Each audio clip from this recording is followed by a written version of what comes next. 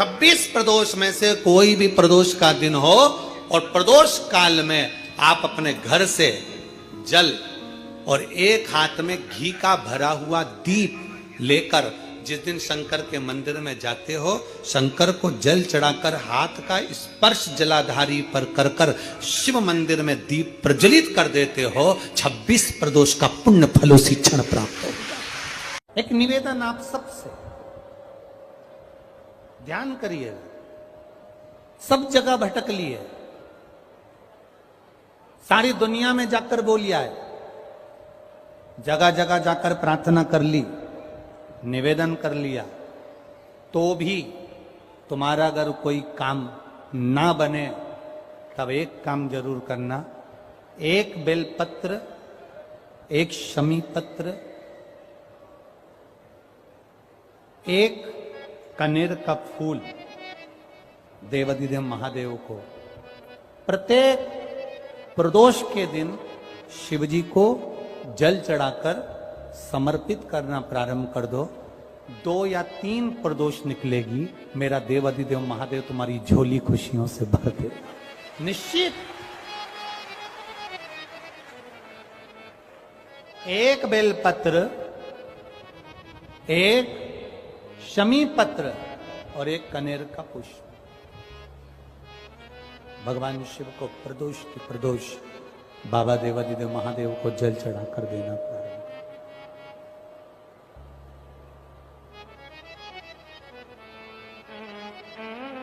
आप दीजिए, वो स्वीकार करेगा। विषम स्थिति में, विषम परिस्थिति में आपने सब दूर भटक लिए, सारी ऐसी कोई जगह नहीं जहां तुम नहीं गए, पत्रिका भी दिखाई, वास्तु भी कराया, सारा दुनिया का काम कराया, उसके बाद भी सुख की अनुभूति नहीं, तब देवाधिदेव महादेव की शरणागति पकड़ी। अपने भजन के बल को बढ़ाओ, राम नाम, कृष्ण नाम, शिव नाम, जो नाम तुम जपते हो उसको बढ़ाने का प्रयास करिए।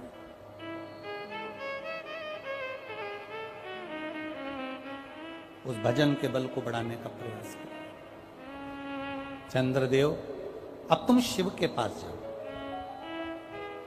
चंद्रदेव भगवान शंकर के धाम कैलाश पर पहुंच गए, जहां पर भगवान शिव तो तप साधना में लीन थे। चंद्रदेव को मेरे भोलेनाथ जी ने देखा भी नहीं, क्योंकि वो अपनी तप साधना में लगे थे, भजन में लगे थे, अपनी तप साधना में लीन थे, ध्यान नहीं दिया। अब एक बात ध्यान रखेंगे, शिव जी का पशुपति व्रत करा, सोमवार का व्रत करा, प्रदोष का व्रत करा, सावन के सोमवार करे, उसके बाद भी भोलेनाथ जी नहीं सुने, तो ये मत सोचना कि मैं भोलेनाथ जी का पशुपति व्रत नहीं करूंगी, अब मैं सावन के व्रत नहीं करूंगी, अब मैं भगवान की पूजन नहीं करूंगी, अब मैं शंकर जी के मंदिर में जाकर 1 लोटा जल नहीं चढ़ाऊंगी, ये कभी मत सोचना। बल्कि ये सोचना कि मैंने जो आराधना करी, मैंने जो पूजन करी, मैंने जो व्रत करा, मैंने जो तप साधना करी, हो सकता है उसमें कोई कमी रह गई हो, इसलिए दूसरी बार करूंगी, तब मेरा महादेव मेरी मनोरथ पूर्ण जरूर करेगा। ये निश्चितता के साथ, एक प्रबल विश्वास के साथ, एक प्रबल भरोसे के साथ, एक प्रबल दृढ़ता के साथ मेरे को करना। चंद्रदेव को देवाधिदेव महादेव ने नहीं देखा,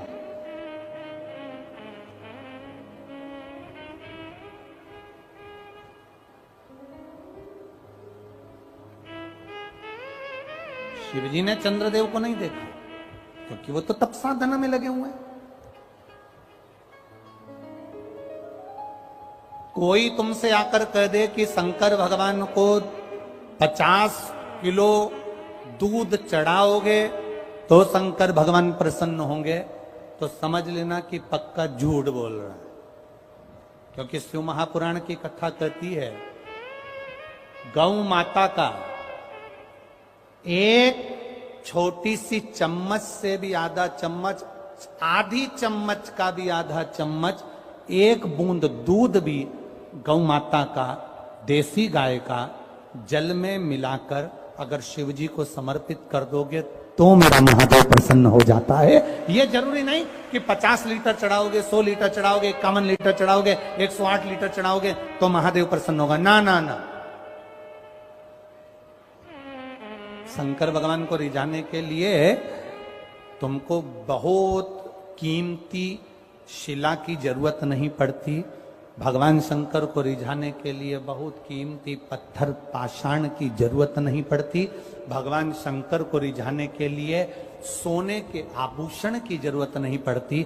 भगवान शंकर को रिझाने के लिए तो तुम किसी भी बगीचे की एक मुट्ठी मिट्टी को उठा लो, उसको उसन लो और उसका शिवलिंग बनाकर पूजन कर लो। मेरा महादेव 12 ज्योतिर्लिंग के बराबर स्वीकार कर लेता है। दुखों से पीछा छूट ही नहीं रहा, तब उस जगह पर बेलपत्री के मध्य भाग में जो बीच में डंडी का जो भाग है, बड़ी पत्ती और ये दो छोटी पत्ती के मध्य में जो डंडी का भाग है, उस डंडी के भाग में पीला चंदन और एक अच्छा पीला शंकर भगवान को किसी भी प्रदोष के दिन आप अगर प्रदोष काल में समर्पित कर रहे हैं तो ये निश्चित है कि धीरे धीरे कर कर वो दुख समाप्त होगा। प्रयास करना, जब जब जिस जिस महीने में जो जो प्रदोष पड़ा करे, जब प्रदोष पड़े बन सके 1 बेलपत्र, बन सके 5 बेलपत्र, शमी पत्र, हरे मुंह,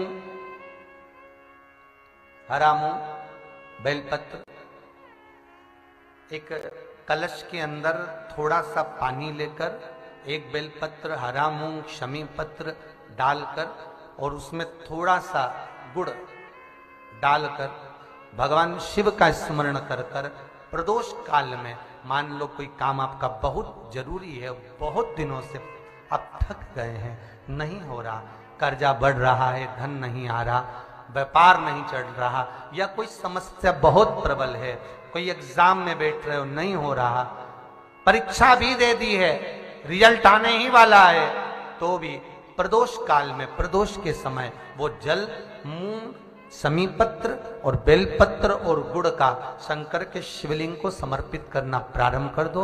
2 या 3 प्रदोष करोगे, बाबा आपकी मनोकामना शीघ्र पूर्ण कर देगा। 2 या 3 करोगे, बाबा करेगा। प्रदोष का नियम बना लो, शिव जी के शिवलिंग पर 5 जगह पर त्रिपुंड लगाना चंदन का, समझेंगे अच्छे से। ये शिव जी का शिवलिंग है, ये जलाधारी है, ये गणेश जी का स्थान, कार्तिकेय का स्थान, बीच में अशोक सुंदरी का स्थान। शिव जी के ऊपर जो बूंद बूंद पानी जलाधारी में से टपकता है वो शिव जी की 5 लड़कियां, नाम बोलेंगे साथ में, जया, विषहरा, शामली बारी, दौतली, देव। शिव जी की 5 बेटियां। शिवलिंग में अगर आपने, डॉक्टर ने कहा कि बहुत बड़ी बीमारी है, तकलीफ है, 5 स्थान पर त्रिपुंड लगाना प्रारंभ करो। पहला, दूसरा, तीसरा, चौथा, 5वां, अर्थात शिवलिंग के कहीं पर भी भाग पर आप अगर 4 स्थान पर नीचे भी लगाएं और 1 स्थान पर ऊपर भी लगाएं, शिवलिंग के किसी भी भाग पर 5 जगह पर चंदन का लेपन करना प्रारंभ करो।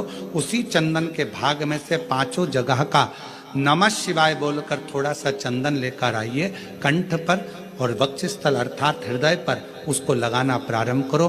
धीरे धीरे धीरे धीरे रोग कंट्रोल में आएगा और दुख मिटना प्रारंभ हो जाएगा। दुख मिटना, शिव जी के पंचानंद मुख से पंचाक्षर मंत्र प्रगटा है। कौन सा मंत्र है? सब बोलिए, नमः नमः।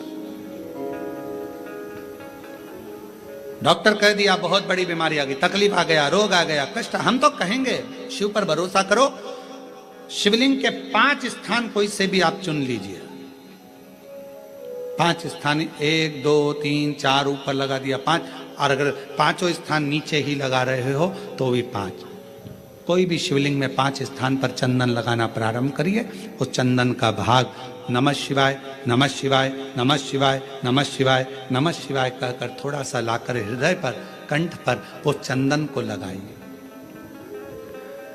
प्रदोष के दिन ये नियम करेंगे। प्रदोष से अगले प्रदोष तक जो चंदन लेकर आए उसमें पानी डालकर रखना, उसको रोज प्रतिदिन लगाना, फिर अगला प्रदोष आएगा, फिर वो चंदन तैयार करना, फिर अगला प्रदोष आएगा।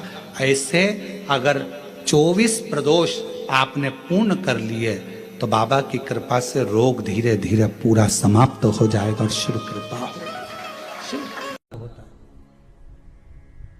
तो प्रदोष व्रत का नियम जो आप ले रहे हैं, प्रदोष व्रत को जो आप श्रवण कर रहे हैं उसको जरा ध्यान से सुनिएगा। सबसे पहले स्नान ब्रह्म मुहूर्त का, सुबह का, उसके बाद में फिर आसन पर बैठकर भगवान की भक्ति को धारण करना, शंकर का अनुमोदन करना, शिव भक्ति में डूबे रहना, शंकर का स्मरण करना, शंकर के नाम का स्मरण करते रहना।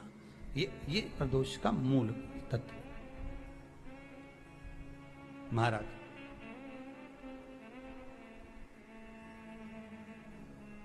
प्रदोष व्रत करने वाले को भोजन नहीं करना चाहिए, ध्यान दीजिएगा। फलाहार करो, उसमें भी नमक का सेवन मत करो। प्रदोष व्रत में नमक का सेवन वर्जित होता है। कारण क्या कारण होता है?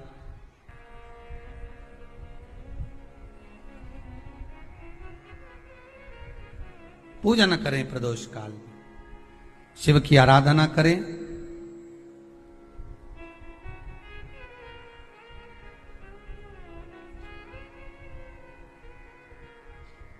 आगे वर्णन आया। प्रदोष व्रत करने वाले को प्रदोष के दिन प्रयास करना चाहिए कि रात्रि के समय पर आधा घंटा, 10 मिनट, 20 मिनट जागरण करे। जागरण मतलब थोड़ा भगवान का भजन कर ले। भले 4-5 माताएं इकट्ठी नहीं हो तो अपन अकेले ही कर लो। अपन अकेले कम है क्या भाई? अपन कम पड़े, आराधना अकेले भी करो, जागरण करो। जब आपकी 11 प्रदोष हो जाए, 26 प्रदोष हो जाए, तब उद्यापन करो। उद्यापन 2 ब्राह्मणों को जोड़े से बुलाओ, ब्राह्मणों को जोड़े से बुलाकर उनके चरणों की पूजन कर कर, आराधना कर कर, सुंदर मंडप तैयार कर कर भगवान का, उसमें सुंदर रंगोली डालकर, मंडल बनवाकर पूजन करो शंकर भगवान की प्रदोष का। एक दिन पहले गणेश की आराधना करो, पूजन करो, और प्रदोष वाले दिन जो मंडल बनाए हैं पूजन अर्चना करने के लिए, जो स्थान दिया है उसकी आराधना करो। खीर की आहुतियां दीजिए 108 बार। जो ब्राह्मण आए उनके माध्यम से मंत्रों द्वारा पूजन कराकर खीर की आहुतियां दीजिए शिव नाम। महाराज फिर ब्राह्मणों को जोड़े से भोजन कराकर, चरणों को नमन कर कर, दक्षिणा प्रदान कर कर, निवेदन कर कर ब्राह्मणों से कहें, हे ब्राह्मण देवता, आप हमें आशीर्वाद प्रदान करें कि जिस प्रदोष का हमने व्रत किया है उस व्रत का पुण्य फल हमें प्राप्त हो। ऐसा ब्राह्मण चरण को नमन कर कर, प्रणाम कर कर उनसे अपने मस्तक पर अक्षत छुड़वाएं। फिर नमन कर कर, भोजन कराकर विदा करें। शाम को भगवान का जागरण करें। ऐसे प्रदोष व्रत का उद्यापन कर अपने जीवन को सार्थक बनाएं। ऐसा सुंदर प्रदोष व्रत का व्याख्यान वर्णन स्कंद पुराण में कर। एक होता है शमी का पौधा, एक होता है मंदार का पौधा। मंदार जानते हो सब लोग?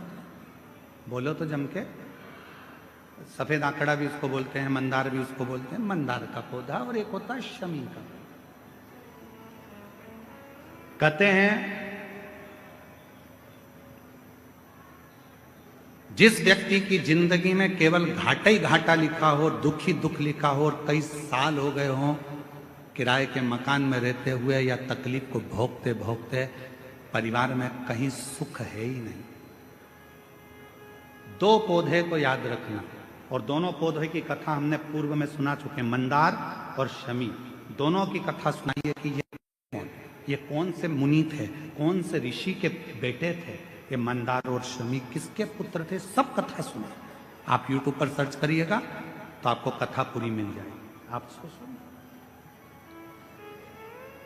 जिसकी जिंदगी में दुख ही दुख लिखा, कष्ट ही कष्ट लिखा, परेशानी ही परेशानी लिखी। तो मंदार और शमी ये दो पौधे ऐसे हैं जो जीवन में सुख प्रदान करते हैं।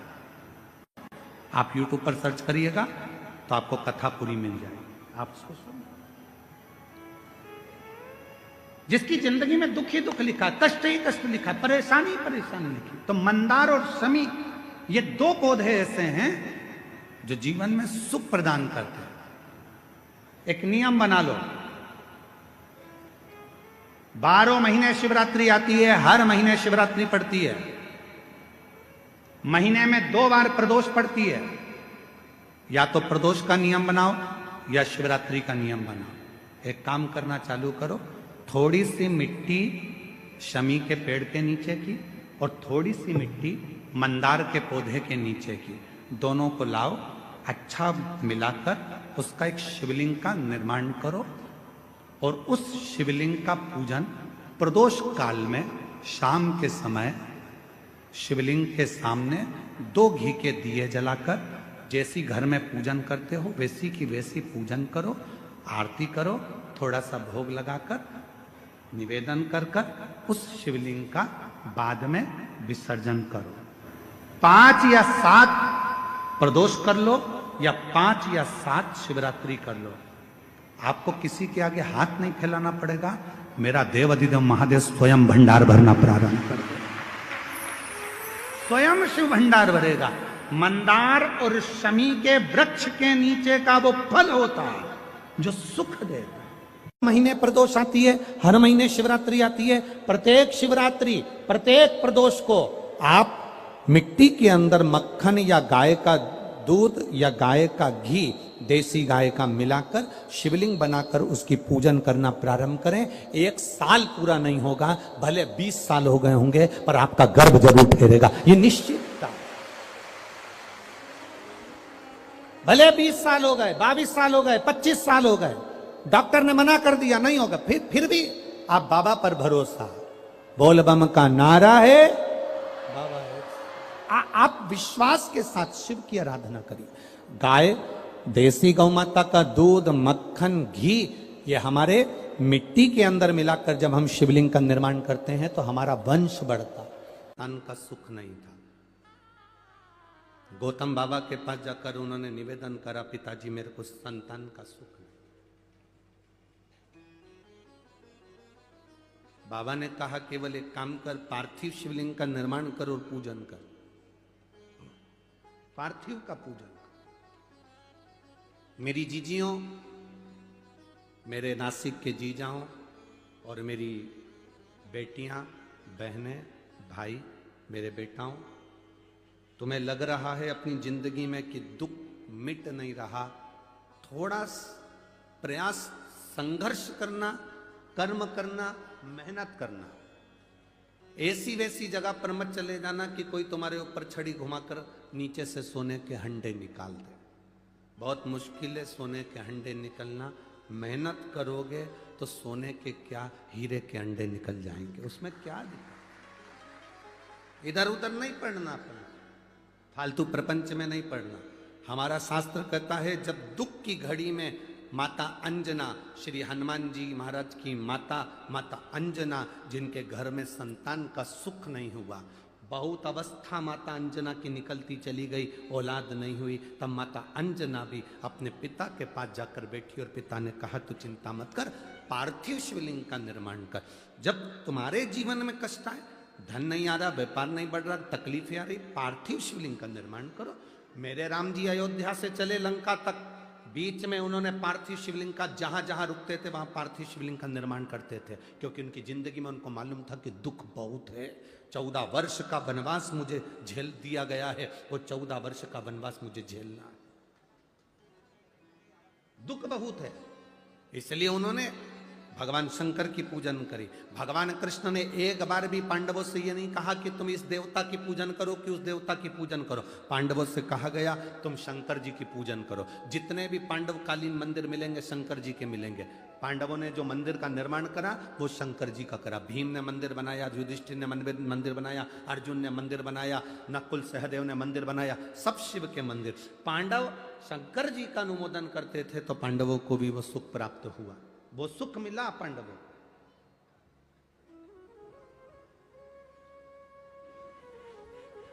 शिव भक्ति का जो सुख है वो खाली नहीं गया। राम जी ने पूजन करी, भगवान कृष्ण ने पूजन करी।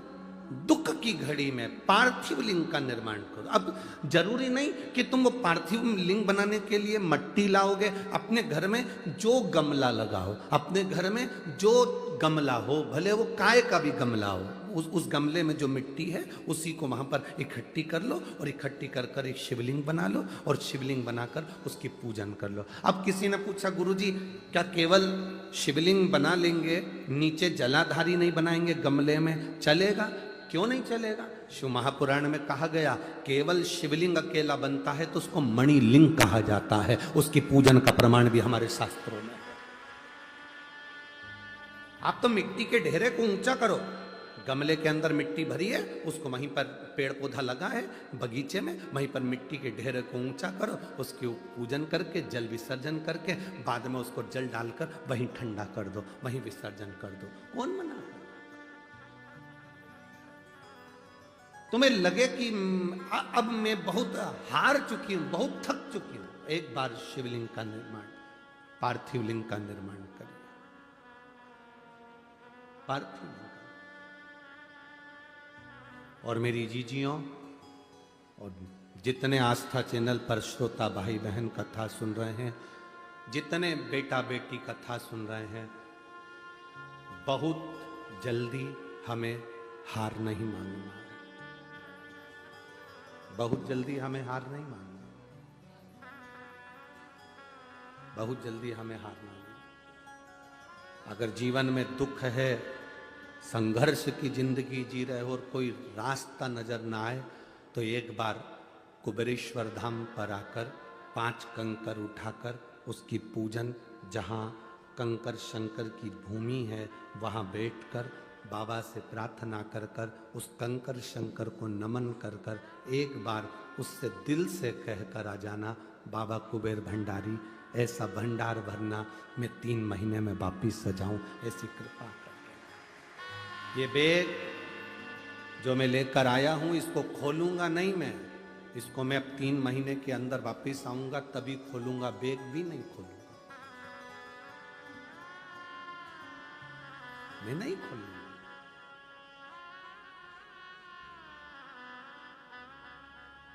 खाली कहां भेजता है,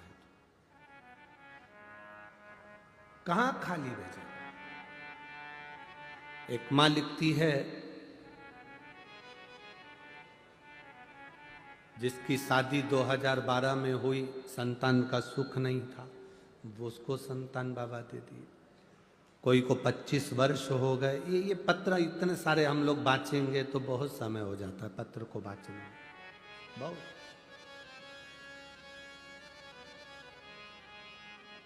आप जितनी भक्ति करोगे उसका बल बढ़ेगा।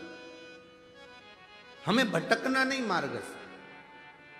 दुनिया के लोग तुम्हारे रास्ते को रोक देंगे, तुम्हें टेंशन नहीं लेना है। तुम जल चढ़ाने के लिए जाओगे, अपशब्द कहेंगे, टेंशन नहीं लेना। एक पत्र किसी ने लिखा, बुधवार की प्रदोष कामना की पूर्ति करती है। बुधवार की प्रदोष पड़ती है तो शिव रजत भवन में निवास करते हैं। बन सके जीवन में 11 प्रदोष या 26 प्रदोष करने के बाद आप उसका उद्यापन कर कर विराम भी दे सकते। पर जीवन में एक बार प्रदोष का व्रत मौका मिले, जिस कामना से जिस दिन का भाव आपके मन में आए कि मुझे रोग से मुक्ति पाना है तो ये प्रदोष मुझे करना है, मैं और रोग मुक्ति के लिए हम जो भी आपके मन में आ रहा है, संतान प्राप्ति के लिए शनिचरी प्रदोष, आप उसका स्मरण करें। फिर लिखा शिव महापुराण में, बड़ा सुंदर लिखा विद्या जी ने, मान लो आप प्रदोष का व्रत नहीं कर सकते, आप अगर व्रत नहीं कर सकते तो प्रदोष के दिन, प्रदोष काल में शाम का समय सूर्यास्त का कुछ पल, कुछ घड़ी के पहले से लेकर बाद तक का प्रदोष काल के अंतर्गत आप शंकर जी के मंदिर में जाकर 1 लोटा पानी, 5 बेलपत्र भी अगर समर्पित करते हैं तो संपूर्ण प्रदोष का फल आपके भाग्य में प्रबल हो जाए। शिव महापुराण में इसका अगर किसी व्यक्ति के जीवन में खो गया, कर्जे में डूब गया, कर्जा बहुत हो गया, पैसा चले गया, गाड़ी चली गई, मकान चले गया, सब गिरवे रखा गया, सब कुछ समाप्त हो गया, उसको प्रत्येक प्रदोष को, प्रत्येक अमावस्या को घी का दीप किसी भी पेड़ के नीचे, ये 5 वृक्ष बताए हैं पितृभाव के, उन 5 वृक्ष में से कहीं पर भी बड़, पीपल, आंवला, शमी, बेलपत्र आदि 5 वृक्ष में से किसी भी वृक्ष के नीचे प्रज्वलित करे और काम ना करे, उसका कर्जा चूकता ही है। दोष के दिन शंभेश्वर महादेव का नाम 7 कनेर के पुष्प, कितने 7 कनेर मालूम है? कनेर के 7 फूल, 1 बेलपत्र। जिस समय पर कनेर का फूल बेलपत्र के साथ चढ़ाया जाएगा तो 7 कनेर के पुष्प सीधी बेलपत्र पर आपको रखना, 2-3 प्रदोष कर देखना। अगर कोई आपसे कहे कि आपका भाग्य ठीक नहीं चल रहा, आपकी किस्मत ठीक नहीं चल रही, आपके ग्रह ठीक नहीं चल रहा है, आप भाग्यशाली नहीं हो, पहले तो वहां से उठ जाओ, उसके बाद देवदेव महादेव के पास 7 कनेर के पुष्प 1 बेलपत्र में रखकर नंदीश्वर के पास में बैठकर श्री शिवाय नमस्तुभ्यम बोलकर अशोक सुंदरी वाली जगह पर स्पर्श कराकर भगवान शंकर पर 7 फूल के साथ बेलपत्री की डंडी अशोक सुंदरी की साइड हो, ऐसा स्मरण करते हुए शिव को समर्पित कर दो। वही बेलपत्री 5 बार नमः शिवाय या पंचाक्षर मंत्र, षडाक्षर मंत्र या श्री शिवाय नमस्तुभ्यम बोलकर वही बेलपत्री 3 प्रदोष, 4 प्रदोष, 5 प्रदोष, 2 प्रदोष, जितने प्रदोष आप चढ़ा रहे हैं प्रदोष काल में, वो बेलपत्री लाकर अपने कक्ष में, अपने पूजन वाले स्थान पर रखते जाओ। एक बेलपत्री 1 प्रदोष पर लाओगे, अगला प्रदोष आएगा, कितना अंतर पड़ता है आपके भाग्य बदलने में, आपको खुद मालूम पड़ जाएगा कि आपकी किस्मत कैसे बदल गई। यदि भगवान गणेश जी की पूजन और भगवान शंकर की पूजन दोनों जब शमी पत्र से करी जाती है तो शरीर में कैसा भी रोग भरा पड़ा हो, डॉक्टर ने कह दिया कि यह बहुत बेकार रोग है और यह रोग इसका पीछा नहीं छोड़ेगा, यदि आपको डॉक्टर ने कह दिया कि ऐसा है, डॉक्टर की दवाइयां लो, जांच कराओ, डॉक्टर को दिखाओ, रिपोर्ट लाओ, पर साथ में 7 स्थान बताए हैं जहां पर शमी पत्र को अगर चढ़ाते रहे तो वो रोग कितना भी बड़ा हो, आखिरी में वो रोग समाप्त हो ही जाता है। 7 स्थान बताए शमी पत्र। अब शमी पत्र के 7 स्थान तो बताएं, पर शमी पत्र की इतनी महत्वता क्यों है, मंदार की इतनी महत्वता क्यों है, गणेश जी की पूजन में, शिव जी की पूजन में इतनी महत्वता क्यों है? 7 स्थान पर शमी पत्र का वर्णन किया गया। 7 स्थान शिव महापुराण के वो 7 स्थान शिवलिंग के आप लोग देखेंगे, दर्शन करेंगे। ये मानकर चलिए ये जलाधारी है, ये जहां से जल बहता है वो स्थान, ये शिवलिंग है, समझ में आ रहा है सबको? ये शिवलिंग, ये जलाधारी, ये जल बहता है वो स्थान, बीच में अशोक सुंदरी का स्थान, गणेश जी, कार्तिकेय जी का स्थान, मां जगत जननी का हस्त कमल, शिवलिंग, ऊपर जलाधारी में जया, विषहरा, शामली बारी, दौतली। 7 स्थान बताए। पहला स्थान अशोक सुंदरी का स्थान, द्वितीय स्थान भगवान श्री गणेश जी महाराज का स्थान, जहां गणेश जी का स्थान है सीधे भाग में उस। तृतीय स्थान मां पार्वती जी का हस्त कमल। चतुर्थ स्थान भगवान शंकर का शिवलिंग। चौथा स्थान। 5वां स्थान नंदी का उठा हुआ चरण, जो नंदी का पांव उठा हुआ रहता है एक आगे वाला, 5वां स्थान। और 2 शमी पत्र भगवान शंकर के सम्मुख में से अपनी कामना कर 3 बार पंचाक्षर मंत्र का या श्री शिवाय नमस्तुभ्यम का स्मरण कर वो शमी पत्र भगवान शंकर के शिवलिंग पर फिर समर्पित कर दिया जाए। अगर ये 7 शमी पत्र समर्पित कर 1 बेलपत्र शिव जी को समर्पित करा जाता है तो तो धीरे धीरे कैसा भी बड़े से बड़ा रोग हो वो धीरे धीरे कटना प्रारंभ हो जाता है। श्री शिवाय नमस्तुभ्यं। दोस्तों, हर हर महादेव। 17 दिसंबर पौष का बुधवार की प्रदोष के दिन करें यह उपाय। अगर आपका काम नहीं बन रहा है, आप हर जगह भटक चुके हैं, तो यह उपाय अवश्य करें। किसी भी प्रदोष के दिन एक बेलपत्र, एक शमी पत्र, एक कनेर का पुष्प शिवलिंग पर समर्पित करके जल चढ़ा दीजिए। यह उपाय करने से आपकी मनोकामनाएं पूर्ण होगी। देवादेव देव महाराज आपकी मनोकामनाएं पूर्ण अवश्य करेगा। हर हर महादेव।